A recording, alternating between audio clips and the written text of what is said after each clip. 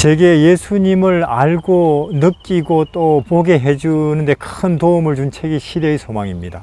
그래서 그걸 저는 누구에게나 권하고 싶죠.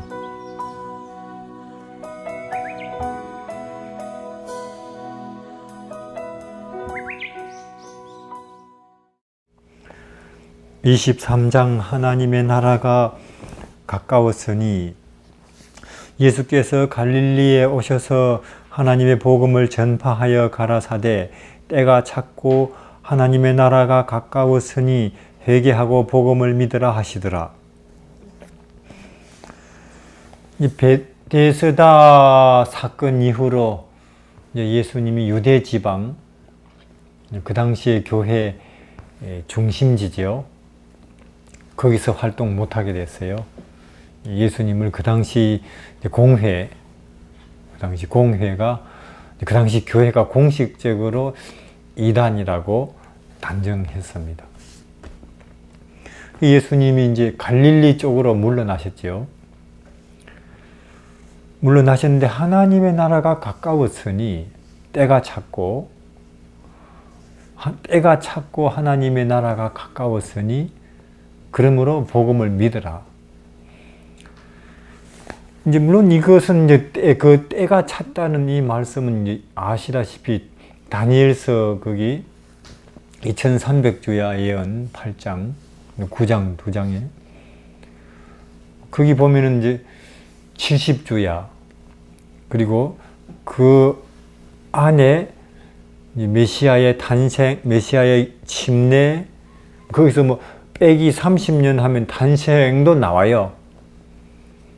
그리고 그분의 활동, 그리고 그분의 3년 반 활동 이후 십자가, 심지어 뭐까지 나오느냐 하면은 이후 제자들의 3년 반 활동 뒤에 스데반의 죽음. 그렇게 해서 유대인들을 위해서 따로 구분된 70년. 하여튼 그 70년 안에 메시아의 초림에 관한 예언들이 초림에 관한 때가 찼으니 복음을 믿으라는 거예요. 예수님을 영접하라는 거죠. 그런데 그것이 거듭 거절당하는 것입니다. 그게 여기 보면은 만일에 이스라엘 지도자들이 그리스도를 받아들였다면 그분은 세상에 복음 전하는 그분의 기별자가 되는 명예를 그들이 제일 먼저 얻었을 것이다. 그 당시 교회가 지도자들이 그 당시 베드로나 요한, 야고보, 바울이 했던 일들을 그들이 했을 거란 말이에요. 그 당시 지도자들이. 근데 그러나 하나님의 나라와 은혜의 선포자가 될 수 있는 기회가 그들에게 맨 먼저 주어졌다. 왜냐하면은 예수님 베들레헴에 태어나셨잖아요. 여긴 유대 지방이고 그 다음 또 예루살렘 성전에 가서 봉헌식을 하셨거든요. 40일 만에. 그때 또 시몬과 안나가 메시아라고 선포했죠. 그뿐이에요. 또 예수님이 12살 때는 그 당시 신학자, 율법학자들 앞에 메시아의 탄생에 관한 또 그분의 활동에 관한 때에 관한 또 수없이 드리는 번제와 모든 제사에 관한 걸 낱낱이 밝혀서 깨닫게 하고는 그러니까 때가 찼고 메시아가 왔다는 것을 당신들 신학자들이 이제는 그들이 알았어요. 그런데도 그들이 그걸 또 가르치지 않고 왜? 그걸 그렇다고 가르치면 자기들이 틀렸다는 걸 인정하게 되니까 거듭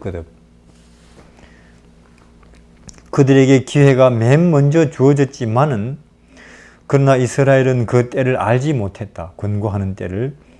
유대 지도자들의 시기, 불신은 공공연한 정오심으로 익어갔으며 백성들의 마음은 예수님에게서 떠나갔다. 산에 드리는 그들의 기별을 거절하고 오히려 그분을 죽이려고 열중한다. 그러므로 예수께서는 예루살렘과 제사장들과 성전과 종교 지도자들과 율법에 정통한 사람들에게서 떠나서 당신의 기별을 선포하고 복음을 만국에 전파할 자들을 모으기 위하여 다른 사람을 찾아 나섰다. 그 말이에요. 다른 사람. 예루살렘 쪽을 떠나셨죠. 갈릴리 바닷가 그쪽 혹은 이방인이 많고 노동자들 그런 사람들이 거기 많죠. 그리고 또 그 사람들이 예수님의 제자들로 모집이 되고 어부들, 노동자들 혹은 그 당시 미움받던 시리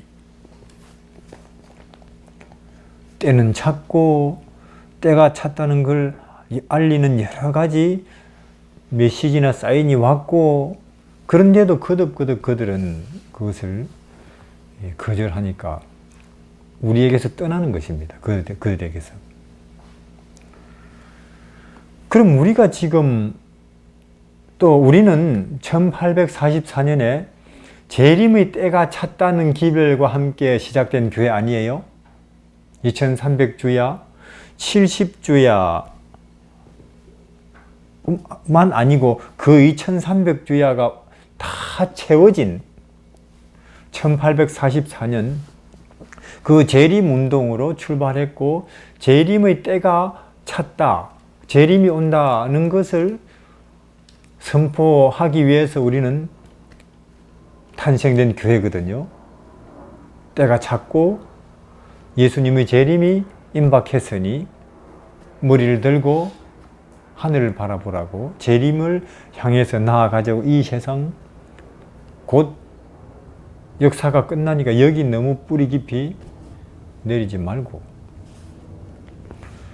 그 때가 찼다는 것은 여러 가지로 알지요. 재림의 때가 예언을 통해서 알고 또 마태복음에 나오는 여러 징조를 통해서 알고 또 복음이 땅끝까지 전파되리라 하신 그 말씀이 이루어졌고 사람들의 도덕적인 윤리적인 면은 이렇게 점점 소돔성과 고모라성 같고 천년계로 보나 예언으로 보나 도덕적인 윤리적인 면에서 보나 복음이 전파되는 이 형편으로 보나 또 지금 인류가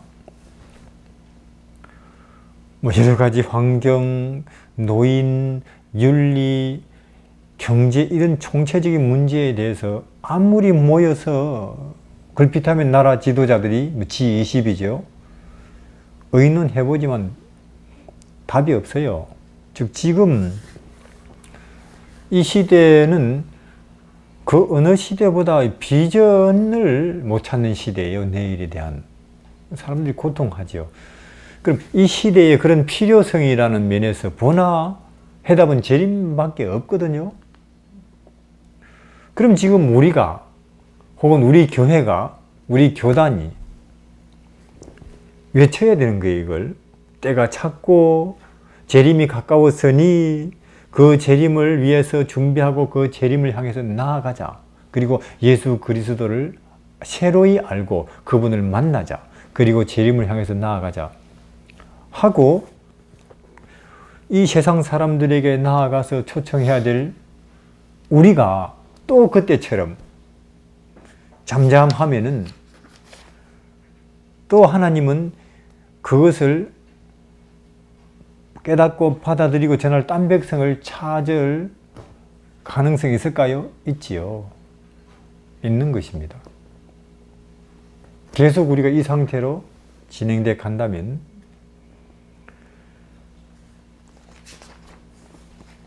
그리스도 초림 기별이 당신의 은혜의 왕국을 공포하였던 것처럼 그분의 재림 기별은 영광의 왕국을 말한다. 첫째, 둘째 기별도 그 예언 말씀에 기초를 두고 있다. 다니엘에게 마지막 시대에 대하여 설명한 그 천사의 말은 마지막 때에 이해하게 될 것이다. 그때 많은 사람들 빨리 왕래하고, 지금 빨리 왕래해요? 마지막 때에? 얼마나 빨리 왔다 갔다 하는데요. 제가 생각해도 중국에, 미국에 이렇게 그냥 오늘 이 나라에 있다가 내일 저 나라에 있는, 옛날에 꿈에라도 생각했겠어요? 이런 일을. 지식이 더하리라. 악한 사람은 악을 행하리니 악한 자는 아무도 깨닫지 못하되 오직 지혜 있는 자는 깨달으리라.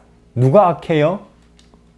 강도 혹은 남을 쳐서 팔다리 부러뜨리는 사람이 아니고 안 믿는 사람이 악한 사람이에요. 재림의 필요성과 그 임박성에 대해서 무감각한 사람들이 악한 사람들이라니까요. 무감각. 악한 사람은 악을 행하리니 악한 자는 아무도 깨닫지 못하되 오직 지혜 있는 자는 깨달으리라. 구주께서 친히 당신의 오심에 대한 징조를 보여주셨다. 그리고 이렇게 말씀하셨다. 너희가 이런 일이 나는 것을 보거든 하나님의 나라가 가까운 줄을 알라. 너희 스스로 조심하라. 그렇지 아니하면 방탕함, 술 취함, 생활에 대한 염려로 마음이 둔하여지고 그날이 덫과 같이 뜻밖의 너희에게 임하리라. 그렇지, 우리는 술은 안 먹고 우리는 방탕은 안 하지 않느냐 하지만은 생활에 대한 염려가 점점 더 사람들을 사로잡고 있더라니까. 내보니까 생활에 대한 염려가, 이 경제 조건이 점점 좋아지고 나아지면 그 생활에 대한 염려가 점점 없어져 갈 줄 알았는데 그렇게 될수록 더 생활에 대한 염려가 커져 가요. 지금 보니까 옛날보다 더 꽉 묶여 있어요. 옛날보다. 그러면 또 옛날 예수님의 초림이 이스라엘 백성에게 정말로 도둑같이 와버렸죠. 사실은 정해진 예언에 따라서, 그 예언에 따라서 오셨지만 그들이 깨어있지 아니하니까 갑작스레 어느 날 와버렸고, 당황스러우니까 부끄러우니까 안 왔다고 해버리자, 그렇게 그들을 밀고 나갔어요. 안 왔다고 해버리자. 왔지만은 부정해버리자. 우리도 재림이 우리의 최고의 소망, 모든 소망, 유일한 소망, 그리고 그날이 심히 내게 가깝다는 그런 깨어있는 마음이 아닐 때 어디선가 재림이 가깝다고 하는 소식이 들리고 사람들이 그쪽으로 움직여 갈 때 우리는 아니라고 말하고 싶어 할걸요. 내가 그게 저거 광신이에요. 아마 그렇게, 저거 극단이에요. 아마 그렇게 말할지도 몰라요. 이러므로 너희는 장차 올 이 모든 일을 피하고 인자 앞에 서도록 항상 기도하며 깨어 있으라. 우리는 이러한 성경 말씀이 예언한 시기에 이르렀다. 종말의 때가 이르렀다. 계속 말해요. 여기에 종말의 때가. 선지자들의 이상은 개봉되고 그 엄숙한 경고는 우리 주의 영광의 강림이 아주 가깝다는 것을 우리에게 가르쳐 준다. 유대인들은 우리 하나님의 말씀을 오해하고 잘못 적용하였으므로 그들의 권고받는 일을 알지 못하였다. 그들은 그리스도와 그분의 사도들의 공생애의 해들, 곧 택하신 백성들에 대한 귀중한 은혜의 마지막 해들을, 주의 사자를 죽이려고 계획 세우는 일로 보냈다. 가장 하나님이 이 땅에 오셔서 가장 은혜롭고 가장 능력있고 가장 영광스럽게 구원을 가르치고 선포하고 구원으로 사람들 초청해 하는 그 3년 반 동안 그 누구보다도 그 혜택을, 그것을 가장 먼저 알아보고 그 은혜를 가장 먼저 입고 그것을 가장 사람들에게 먼저 전해야 될 그들이 그 3년 반 동안 오히려 구세주를, 천국을, 진리를 죽이려고 계획 세우는데 보내고 있었다는 거예요. 그걸 제거하려고. 너무 이상한 일이에요. 이것은 이해할 수가 없는 일이에요. 이해할 수가. 그러나 마귀는 그렇게 한다는 거예요. 예수님 안에 있지 않는, 깨어 있지 않는 사람들을, 그가 누구든지 마귀는 그렇게 사람을 캄캄하게 만들 수 있습니다. 그가 뭐 술주정뱅이든지 혹은 그가 무식쟁이든지 농부든지 그가 심지어 설교자, 신학자라 할지라도 마귀는 그렇게 캄캄한 사람으로 남은 다 보는 빛을 그는 못 보게 만들 수가 있다니까요, 마귀가. 우리는 가난한 심령이 아닐 때 바로 마귀의 밥이 되죠. 세상의 야심이 그들을 삼켰고 영적 왕국의 초청이 그들에게 왔지만 그것은 그들에게 아무 의미가 없었다. 그와 같이 오늘날에도 이 세상 사람들의 생각, 이 세상 왕국은 사람들의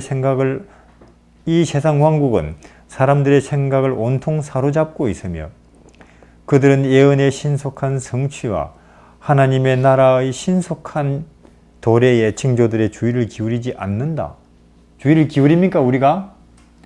옛날보다 더 우리가 지금 뭘 먹을까, 뭘 입을까, 우리가 어떤 보험을 들어놔야 되나, 어디다가 어떻게 투자를 할까, 안정된 직장은 뭘까, 내 아들, 딸이 뭘 대학 가서 공부해야 먹고 사는 일에 지장 없을까. 그렇다면 우리도 마찬가지죠. 주의를 기울이지 않아요, 재림에.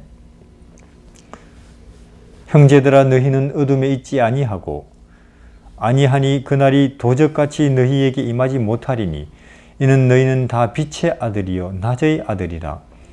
우리가 밤이나 어두움에 속하지 아니하나니 우리는 우리 주의 재림의 시간을 알 수는 없지만 그때가 가까이 이르렀다고 하는 것은 알 수가 있을 것이다. 그러므로 우리는 다른 이들과 같이 자지 말고 오직 깨어 근신할지라.